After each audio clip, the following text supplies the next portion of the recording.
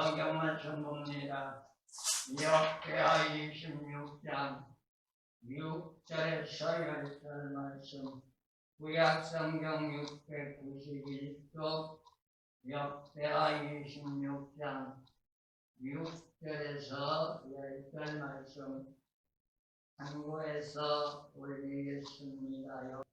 무시아가 나가서 블레셋 사람과 싸우고 가드성과 야문의 성과 아스돗 성을 헐고 아스돗 땅과 블레셋 땅 가운데 성읍들을 건축하며 하나님의 도우사 블레셋 사람과 구르 아래 거한 아라리아 사람과 마온 사람을 치게 하십니다.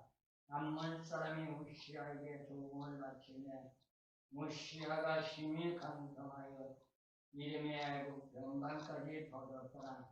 무시아가 예루살렘에서 성문의 문과 골짜기 문과 성구리의 망대를 세워 견고하게 하고 또 거친 땅에 망대를 세우고 물웅덩이를 많이 팠으니 평야와 평지에 육축을 많이 기르며 또 여러 산과 좋은 밭을 농부와 포도원을 다스리는 자를 두었으니 농사를 좋아하니더라. 아멘.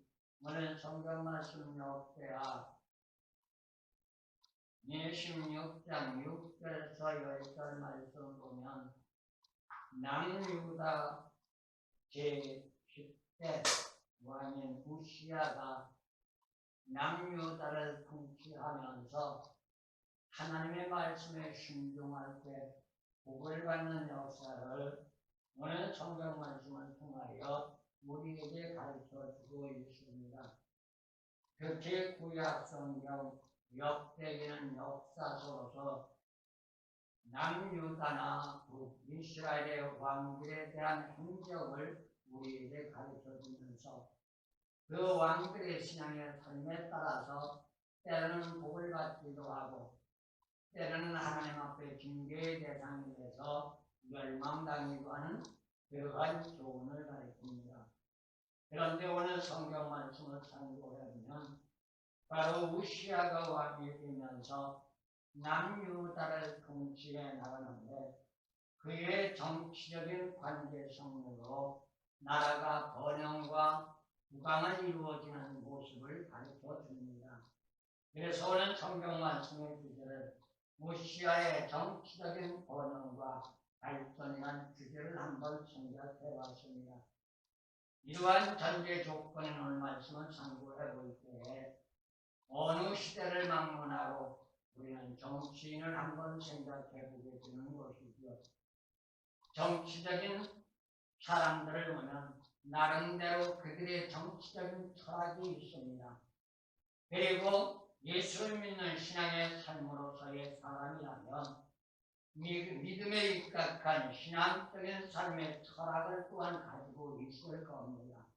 그렇다면 정치인이란 타이틀을 갖을지 모릅니다. 너도 정치인, 나도 정치인. 너도 예수 믿는 사람, 나도 예수 믿는 사람. 너도 하나님 앞에 선택받고 나도 하나님 앞에 선택받았다. 똑같은 말로 할 수 있습니다. 하지만 오늘 성경 말씀 우리가 참고해 볼 때 같은 정치인이라 할지라도 하나님을 전적으로 믿고 순종하는 자와 믿는다고 말하면서 자기 사고와 자기 견해대로 살아가는 정치적인 철학은 다르다는 것을 우리는 알게 됩니다. 그런데 여기서 우리는 한 가지 생각할 게 있습니다. 그게 뭘까요? 믿는 자든 믿지 않는 자든 간에 정치를 하는 사람에 있어서 두 부류로 크게 날 수 있다면 하나는 정치인이고 하나는 정치꾼이 있다는 것을 가르쳐 줍니다. 그런데 놀라운 게 있습니다. 이건 외형적인 현상으로 보면 분별하기가 상당히 힘듭니다. 알 수가 없습니다. 그렇기 때문에 대다수가 꾼인지 인인지 알지 못하기 때문에 헷갈린단 말이죠. 그러다 보니 어떤 문제가 나와요? 하나님 앞에 불영광을 돌리는 경향이 너무나도 많다는 것을 보게 됩니다. 인이라고 해서 따라가다 보면 낭패를 당하고, 그런가 하면은 꾼들이 인을 따라가게 되면 자기들이 손해가 되고, 이런 문제가 대두됩니다. 그렇다면 인과 꾼이라는 전제 조건은 너무나도 원대한 차이가 드러난다는 것이죠. 그 전제 조건을 한마디로 말하면 하늘과 땅 차이라고 말할 수 있습니다. 하지만 놀랍게도 하나님은 인만이 아니라 꾼이라 할지라도 하나님의 말씀에 순간적이라도 순종하기만 하면 복 주신다는 거예요. 그래서 시편 기자는 우리에게 말하기를 뭐라고 말했느냐? 복종하는 채만 해도 축복하시는 하나님이라 라고 말하고 있습니다. 그런데 오늘 성경 말씀을 참고하면 그 주인공이 바로 남유다 제10대 왕인 오늘 본문 말씀에 말하는 우시아라는 사실입니다. 우시아의 생애 삶을 우리가 생각해보면 그는 앞과 뒤가 맞지 않습니다.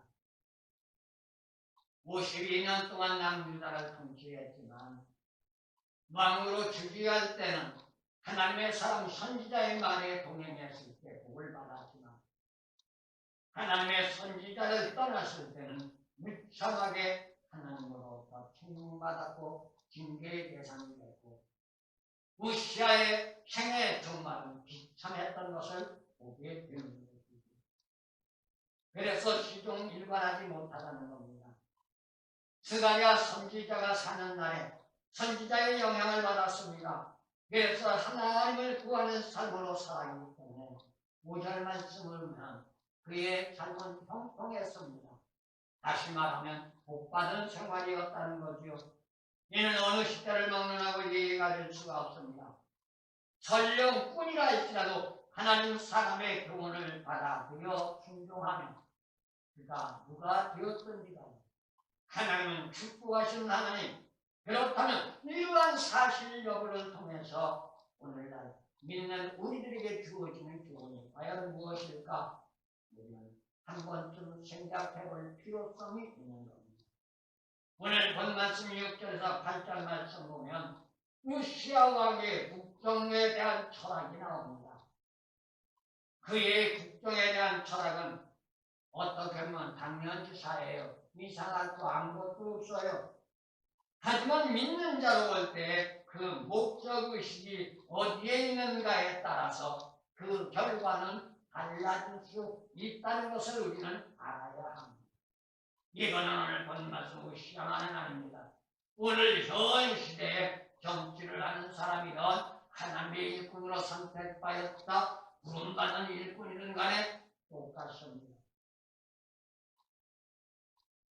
만약에 정치인이든 꾼이든 예수인이든 예수쟁이든 간에 하나님의 말씀에 순종하면 복받을 것이고 하나님의 진리를 떠나면 문제가 될 것이고 믿지 않는 사람이라면 법에 의해서 나가면 아무런 문제가 없을 것이고 법을 위반하게 되면 순간적으로는 모면할 수 있을지 모르지만 시간과 세월이 가면서 분명히 그 법을 위배한 결과에 올무가 되어 걸린다는 사실이죠.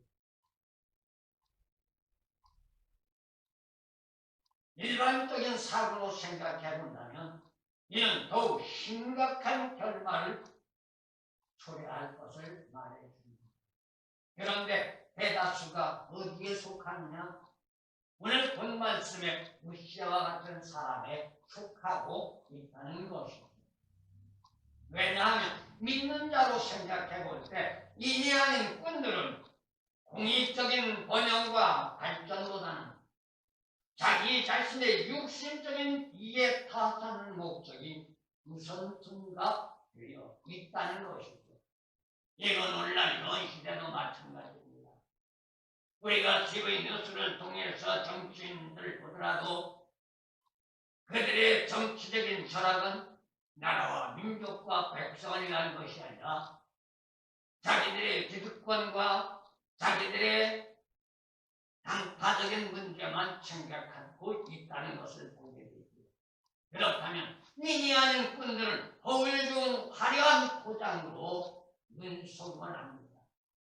그리고 인간적인 영리욕을 취하기 위하여 주어진 전제의 조건을 방패 삼아 원모 술수를 부리고 있다는 것이죠. 이렇게 되면 어떻게 될까요? 진리란 삶의 체제와는 거리가 멀어질 수밖에 없습니다. 만약에 예수 믿는 사람이 이렇다면 그 사람에게는 하나님의 향은 떠나갔습니다. 하나님이 떠나게 되면 그 순간 어떻게 돼요? 우리가 사무엘서를 통해서 사울왕을 보다시피 하나님의 영이 떠나는 순간 악의 영이 사로잡아버립니다. 이를 곧 형언적인 성경 진리로 표현한다면 뭐라고 말할까요? 죽은 자가 됐다는 것이죠. 하나님은 산자의 하나님인데 산자가 죽은 자가 되었으니 하나님은 상관하지 않습니다.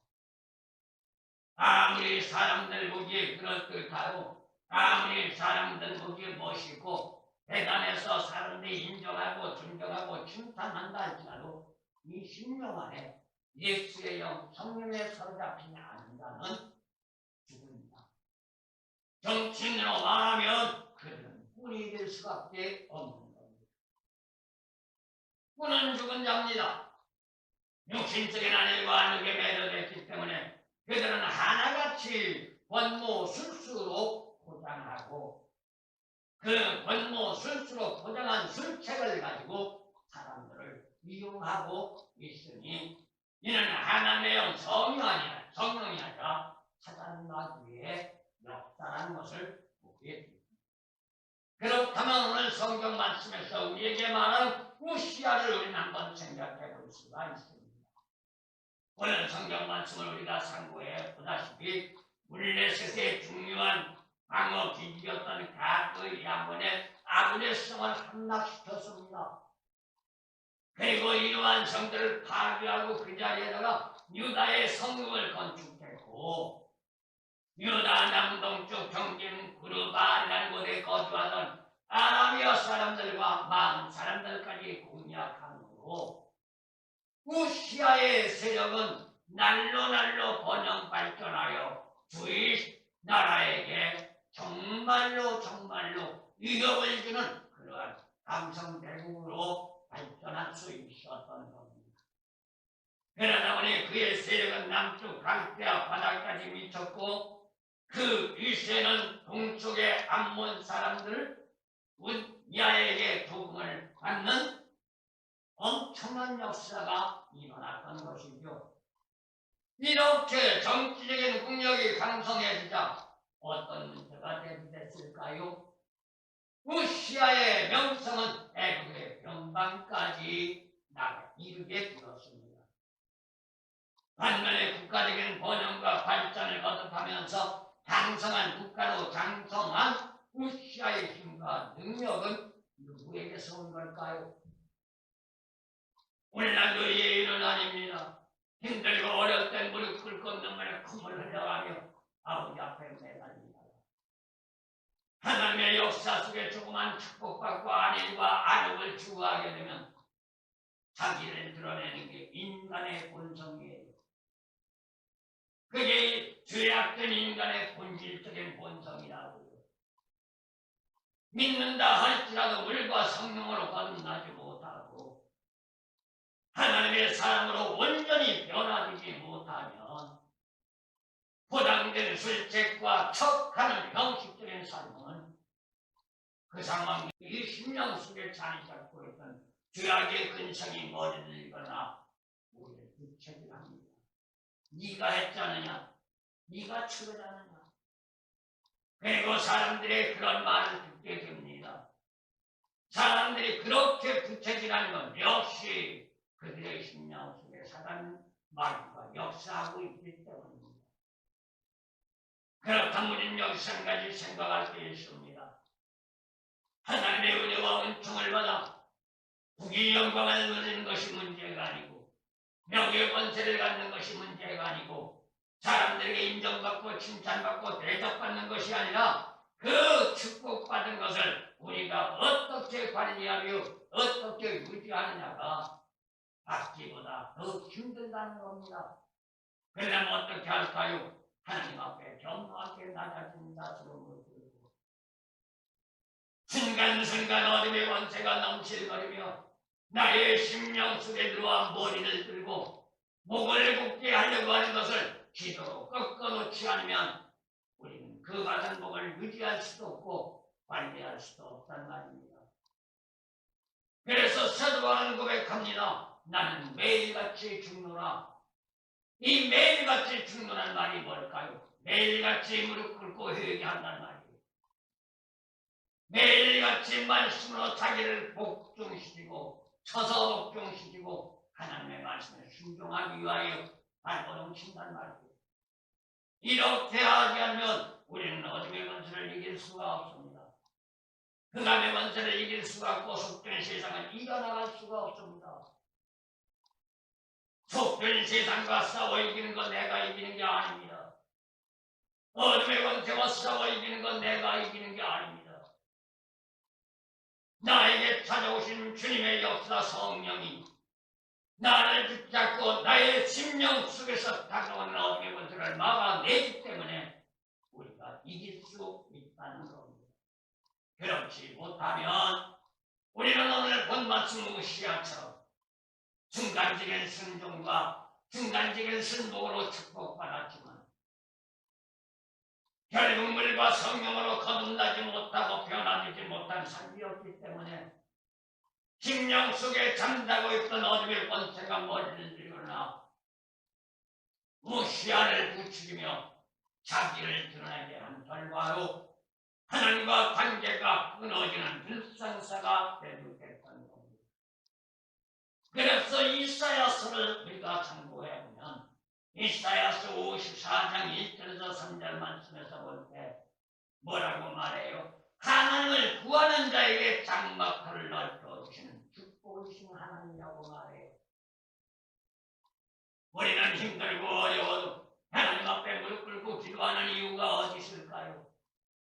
귀찮고 골고하고 고달프고 불편하지만 하나님 앞에 무릎 꿇고 사도바울 말만 따라 나를 쳐서 복종시키며 매일같이 말씀으로 내가 죽어갈 때 이사야서 54장 1절에서 3절 말씀 하나님이 이사야 선지자를 통해서 우리에게 통촉한 말씀처럼 우리의 삶의 장막터를 넓혀주는 축복이 주어진다는 겁니다.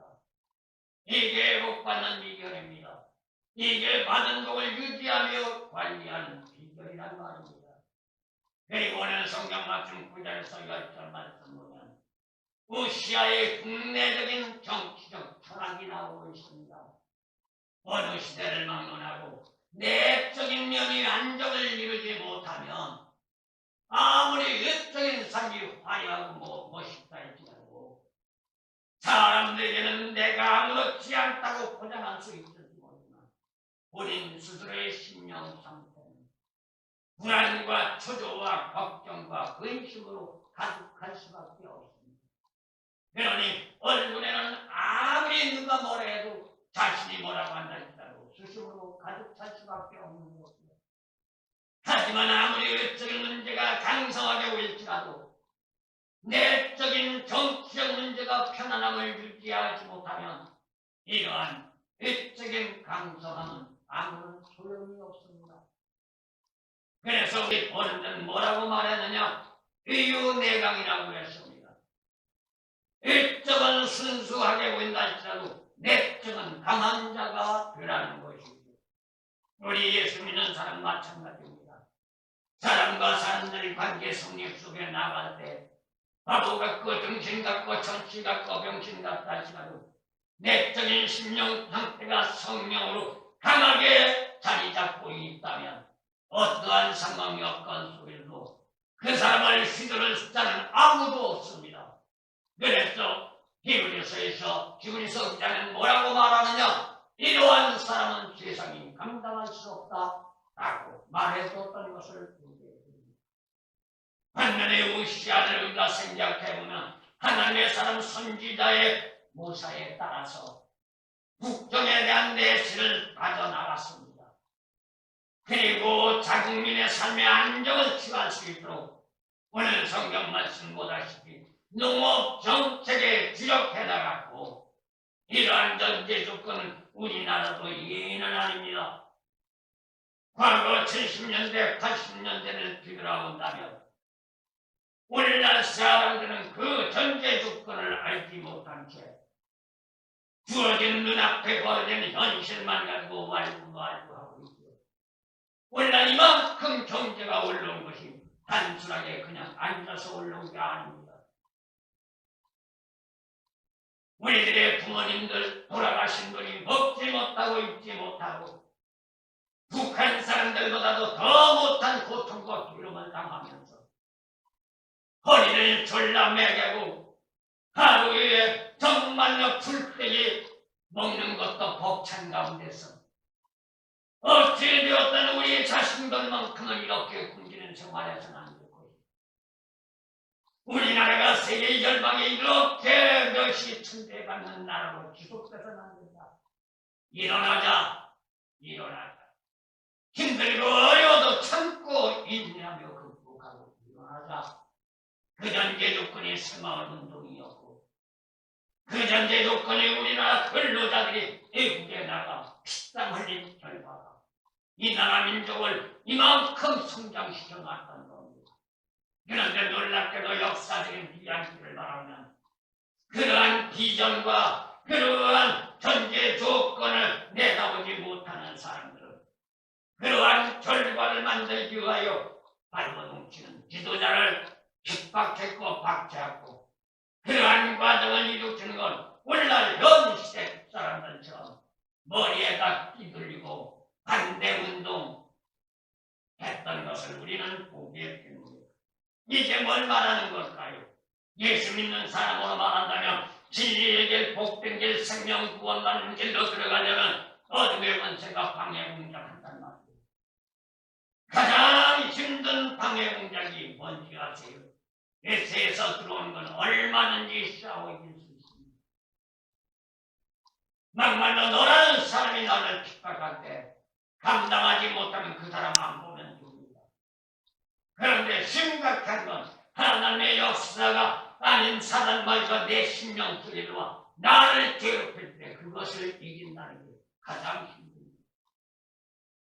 그래서 신앙 안에서 이겨 승리하며 구원받고 천국 가려면 최종적으로 어떠한 역사 속에 이겨야 하느냐? 나 자신과 싸워 이겨야 한다는 겁니다.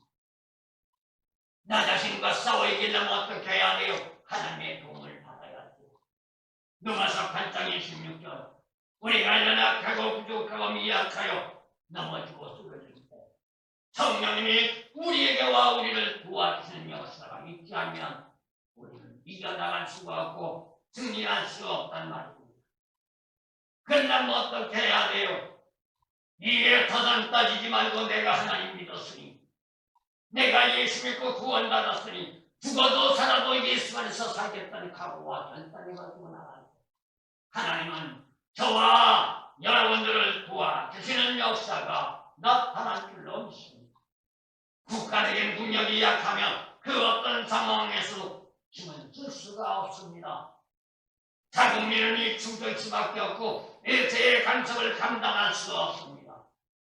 오늘은 성경 말씀 우시아 시대를 보더라도 남유다를 괴롭히던 블레셋 족속은 가사, 아스도가, 스글로, 레그론 그리고 가든 등 중요한 성읍에 흩어져 살면서 그들 나름대로 통치자를 세워놓고 이스라엘을 시시니로 괴롭혀오며 간섭해왔다는 것을 보게 됩니다.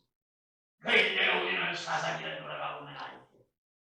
이스라엘 백성들이 하나님 앞에 무릎 꿇고 기도할 때 예수의 힘을 받지 않았지만 조금 편안하다고 인간적인 삶으로 들어갈 때 수없이 블레셋이 침공했던 것을 보게 됩니다.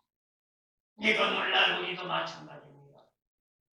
지금 경제가 이만큼 올라와 잘 먹고 잘 산다고 편안하라고 아니란 생각 속에 빠져버린다니 우리나라는 한순간 곤두박질하고 말 겁니다. 어둠의 권세는 지금도 기승을 부립니다.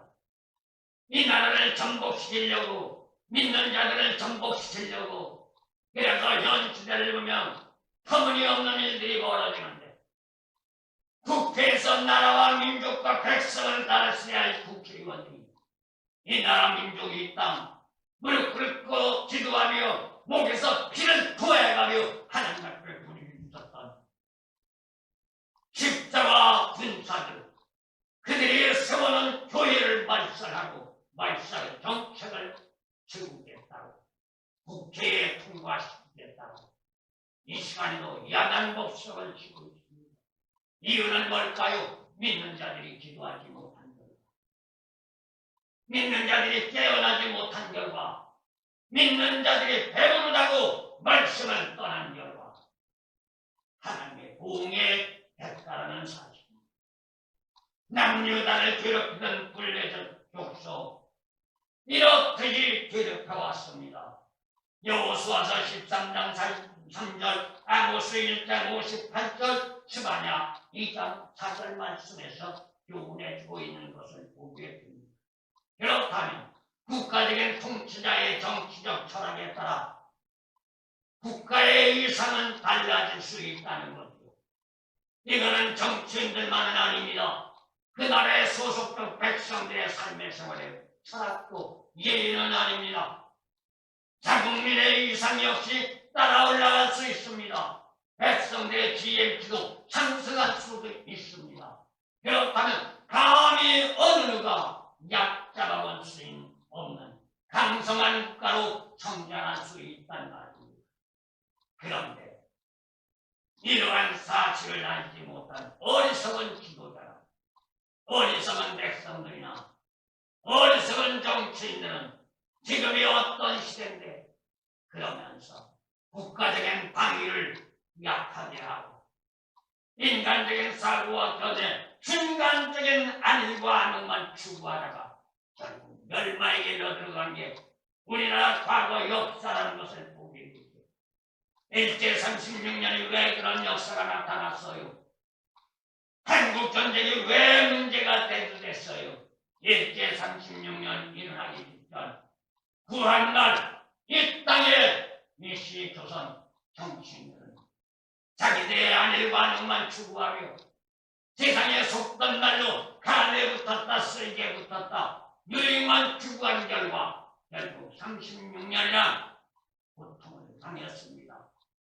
그러한 결과에 나라와 민족을 지켜내야겠다는 굳건한 의지와 결단 없이 이 나라 민족 해방을 받았지만 지킬 수 있는 여력과 이겨나갈 수 있는 힘이 없으니 한국전쟁 터지는 바람에 저 경상도 부산 일부만 놔두고 모두가 공산만 해버렸던 나라가 이 나라입니다.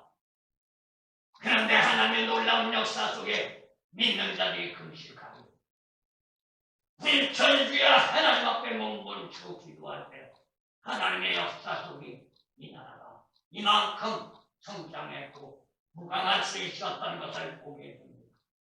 그렇다면 오늘날 우리가 부강했고 우리가 배부르다고 가만히 앉아있으면 될 것이냐?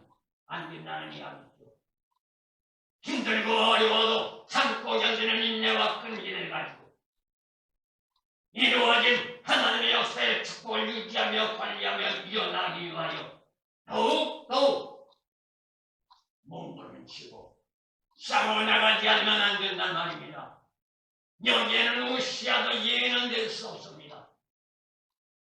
유다 남방의 거친 땅에다가 망대를 놓는 성경 말씀문이 세웠다고 합니다.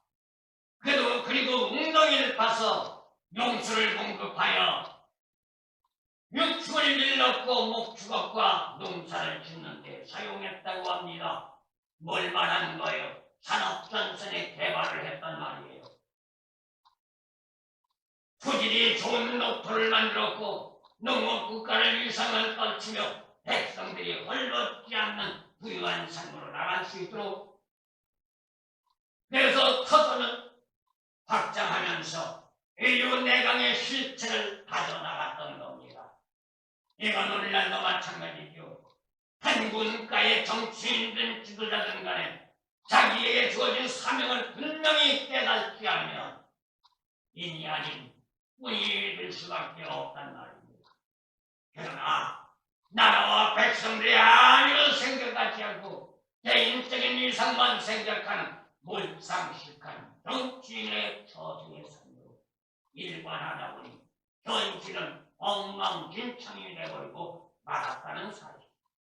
그렇다면 국가적인 위상과 함께 백성들의 안전을 도모하는 산업정책과 농업정책 양면에 주력한 자가 누구냐? 오늘 성경 말씀에 우시야, 과거 우리나라 지도자들이었습니다.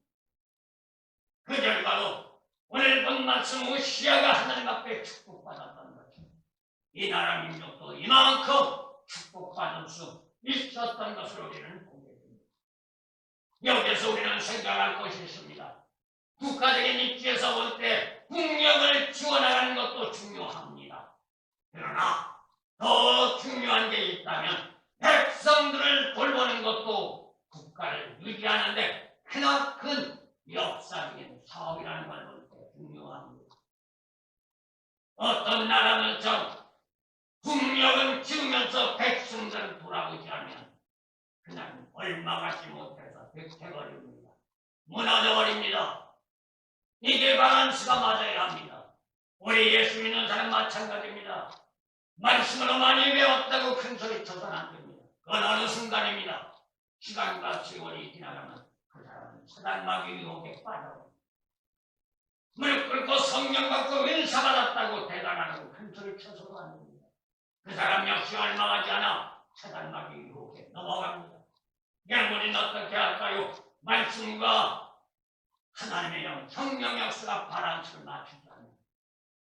우리는 주님이 오실 때까지 다름질할 수가 없고, 다름질하지 못하니 가다 무너지고 넘어지고 쓰러져 힘들고 어려우니 포기할 수밖에 없고, 포기하니 구원받았던 것조차 하나님 앞에 불려드리며 아무것도 없는 빈털터리가 되어버리고 만다.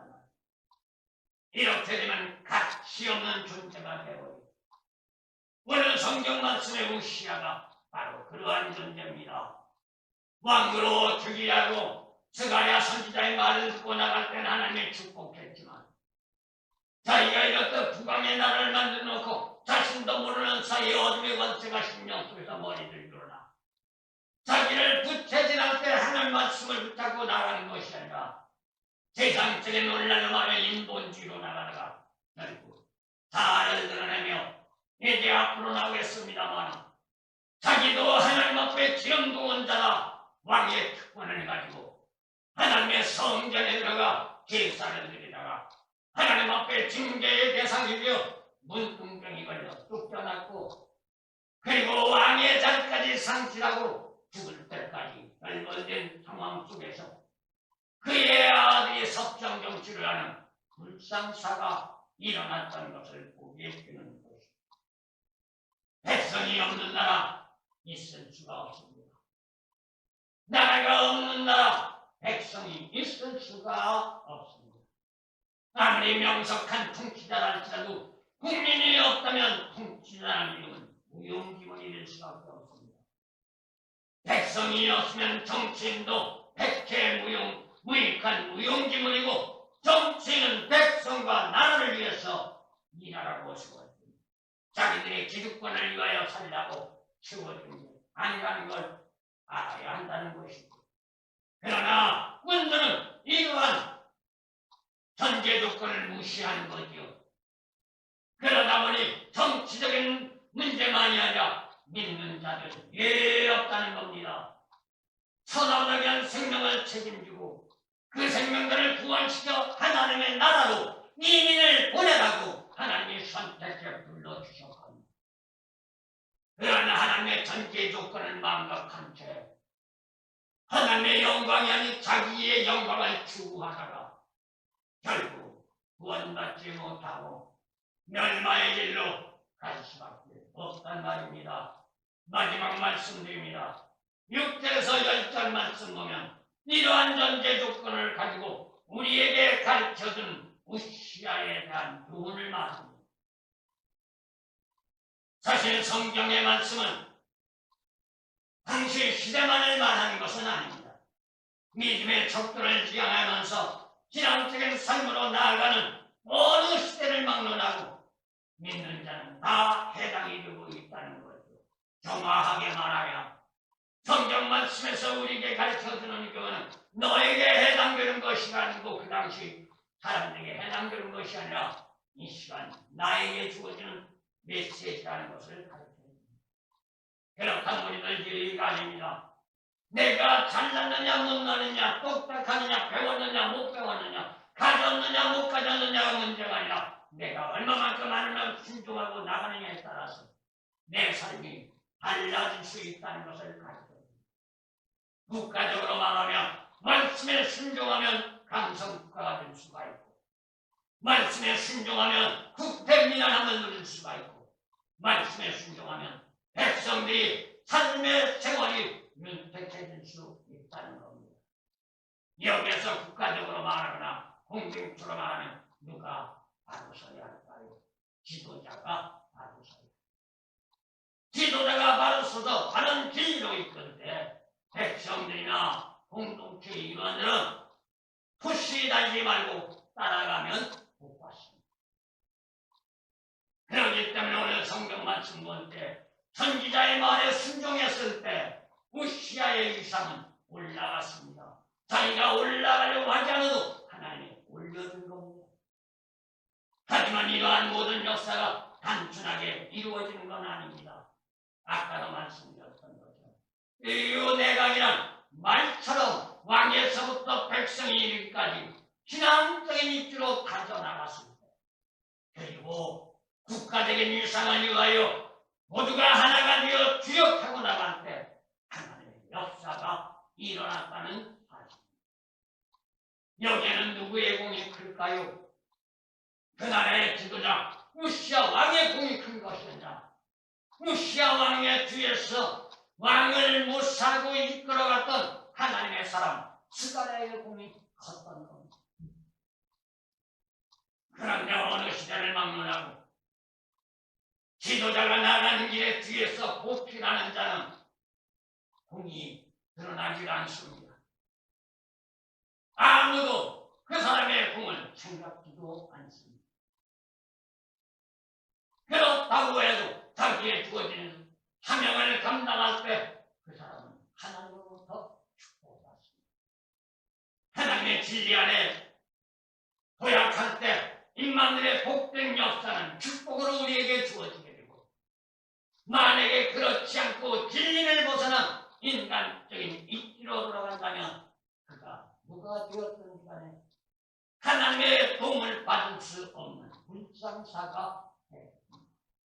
그러면 어제까지는 축복받았고 어제까지는 하나님이 함께했지만 결국 본수 없게 합니다. 기도해도 하나님이 들어주지 않습니다. 찾아도 하나님이 만나주지 않습니다. 그래서 우리는 에스겔 선지자를 통해서 하나님이 말씀하는 걸 봅니다. 에스겔서 33장 13절에서 16절 말씀을 의인이 없다 할지라도 범죄하게 되면 지금까지 있었던 의의 행위가 사라지게 되고 그 결과로 구원받았다고 했다 할지라도 그 구원의 바늘에서 벗어날 수밖에 없다는 거예요. 비참한 인생입니다.